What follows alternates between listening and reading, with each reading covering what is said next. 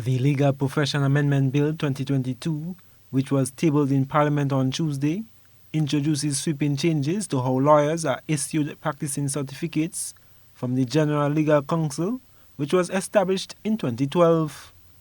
MP for the Town of St. George, Peter David, says the intention is to ensure the legal profession is kept within the bounds of proper practice and that public confidence is raised and maintained.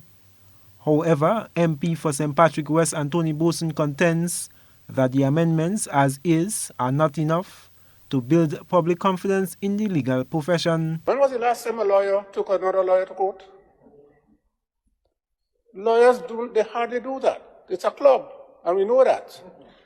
And people are concerned about that. Boson notes that he is not too impressed by the recommendations, citing the need to do far more. Sometimes it takes ages before justice could be served.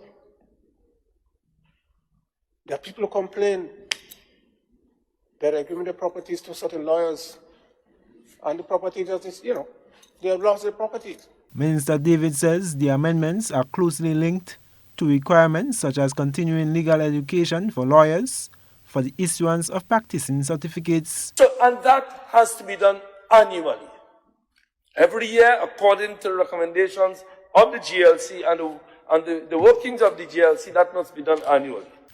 Indemnity insurance to cater for lawsuits is also a requirement. The MP, who is a lawyer, says it is connected to the proposed recommendations. That is why one of the recommendations is that the law be amended to change the certificates from being issued for 2-year periods to 1-year periods, because the continuing legal education is being done annually and the indemnity insurance is annually.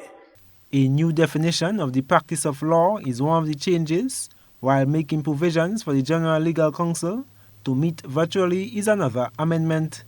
Mr. Speaker, in addition to that, the new amendments that we're asking is to empower the minister, in consultation with the council, to make regulations to prescribe the fees payable for the issuance of practicing certificates, and to make, Mr. Speaker, the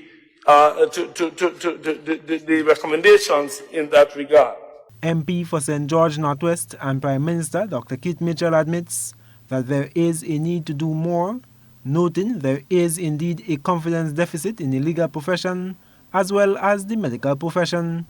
I am Gerald Joseph for GBN News.